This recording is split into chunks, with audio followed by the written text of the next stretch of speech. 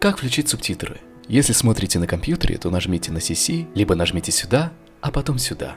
И выберите язык. Если же вы смотрите через приложение на мобильном устройстве или планшете, то ткните на экран и в правом верхнем углу нажмите на 3 точечки, а потом вновь на CC. Hey everybody, long time no see. It's been a while since I made my last video, and you may be wondering why in the hell am I speaking English right now? I just wanted to show you what I've been able to achieve English-wise without visiting any English-speaking countries and with pretty much zero formal training. Most of the results that you can see right now, my grammar, my pronunciation, my vocabulary came from self-studying. And today, I'm gonna share with you a couple of tips on how you can do it yourself. Do you like to do it yourself? I'm also going to be making more videos where I'll discuss each and every tip in great detail, so stay tuned for that. Subscribe. The most important thing about self-studying that it has to be fun, because who wants to come home after a long day's work and do grammar or translating? Well, you guessed it, no one. When I got serious about studying English, I wanted to find a way how to improve it without really doing any conventional stuff. I sure as hell didn't want to do any grammar or translating because that's just really boring and not really effective, at least in my opinion. I needed something that I wouldn't mind doing a lot. I needed something that would take discipline out of the equation. When you find something fun and useful, it's impossible to make excuses. You'll always have the time and you'll always have the energy. Enjoying the learning process is key to consistency, and consistency is key to success. Before I share any of my tips with you, I really need to point out that the most important component in my progress has been practicing with native speakers. The thing is, I wasn't really motivated to take massive action with regard to my English until I started working with Americans, which happened when I turned 19. That's when I got motivated. That's when I realized that I knew absolutely nothing. I couldn't even say basic things, and the most embarrassing thing about it all was that it was my second year in college, and I was studying to become a translator. That was a wake-up call for me. And that was a wake-up call for me. And that was something that told me that I had to do something differently since my college classes were not really effective. Practicing English with native speakers is the only thing that forces your brain to work at the highest capacity. Speaking exposes all your weaknesses. Sure, you may know about present simple, but when it comes to speaking, it may take you forever to produce a half-decent sentence. So nobody cares about your ability to do grammar exercises very well if you cannot speak. You may be wondering why I'm talking about native speakers when I promised that my video is gonna be on self-studying. And that's a fair question. Oh, that's a fair question. I just really wanted to stress out the importance of practicing with native speakers. Even if you cannot do it consistently, if you cannot do it all the time, you need to find ways to do it at least every once in a while, maybe like once every 3 months. That's gonna be a lot better than nothing. So follow my tips and use those practicing sessions as a reference point, as a means to track your progress. It'll also be a great kick in the butt if you've been slacking. So here's how I got where I am right now. 70% of the time I spent self-studying, 25% I spent practicing with native speakers, and only 5% I spent doing grammar or translating. So this formula allowed me to outperform all of my classmates who were doing conventional stuff. It took me forever to say that sentence, by the way. Now, I can't guarantee that my tips will be effective to you if you're starting out from scratch. A, B, C, D, E, F, G. So, if you really want to get the most out of my advice, I strongly recommend mastering the most basic grammar structures and all the vocabulary associated with it. If you want to learn more about it, you can refer to my website. I will leave the link in the description box down below. Alright, let's get right to it. Pretty much all of my tips on how to improve English are going to be based on one simple principle: immersion. This is what we lack the most. The more immersed in the language you are, the better you speak. In other words, we need lots and lots of incoming information in English to produce natural sounding sentences. You'll be so immersed in English that you'll forget Russian. You'll basically start thinking in English, and that's really awesome.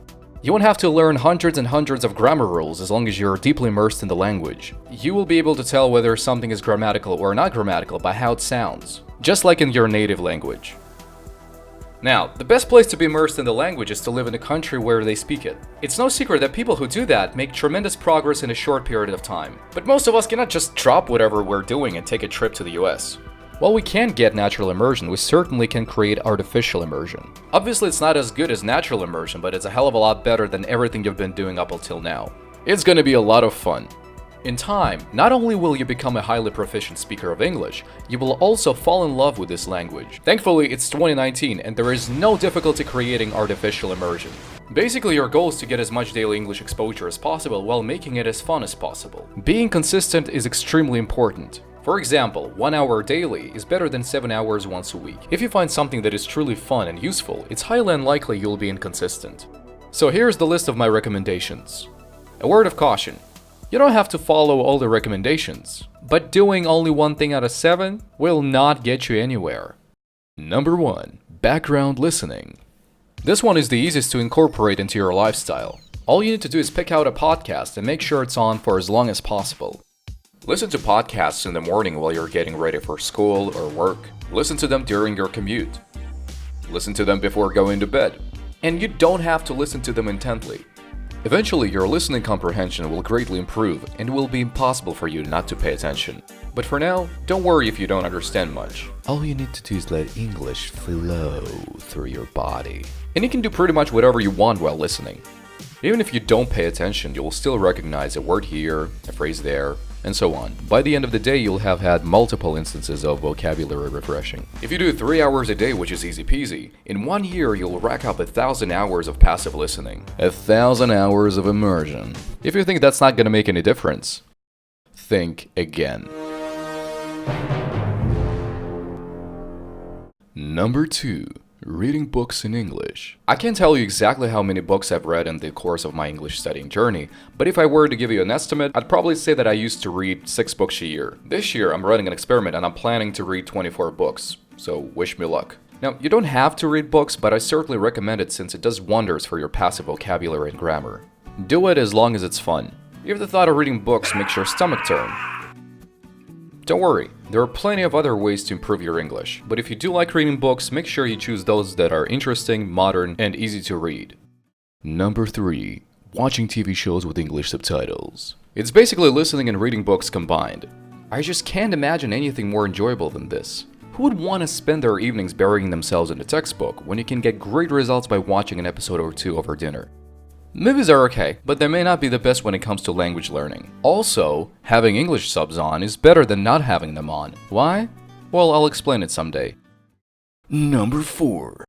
Monolingual Dictionaries. I've been using them for over 6 years and they are awesome.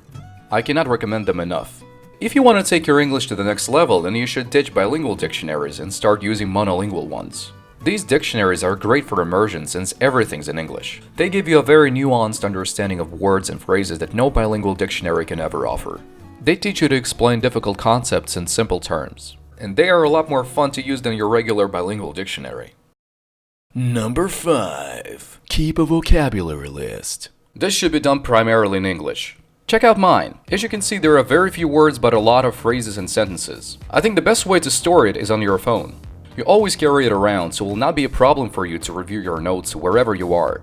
Got a spare minute? Review your vocabulary. You don't have to learn anything by heart as long as you review it consistently. You will memorize it by merely looking through it. Just do it as often as possible. Even if you're the busiest person in the world, you will surely find a couple of minutes every day to read your vocabulary notes. I'll talk more about vocabulary lists in the following videos.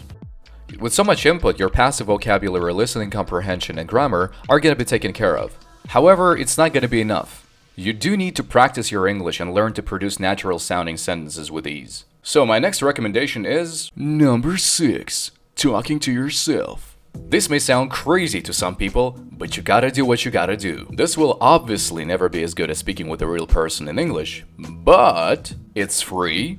You can talk about anything you want. You can do it anytime. Having discussions with yourself is a great way to become an expert at forming simple and frequently used sentences. Let me give you a couple examples on how we can do it. In the morning, plan out your day in English. Write stuff down and talk it through. During the day, comment on whatever you or somebody else is doing at the moment. Before going to bed, recall the events of the day. Rinse and repeat. Gravitate towards quick and simple sentences. Avoid convoluted ones.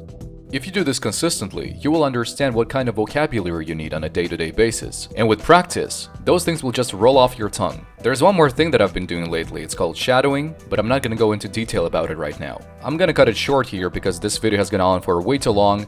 If you have any questions, make sure to ask them in the comment section down below. Don't forget to subscribe and ring the notification bell. Thanks for watching.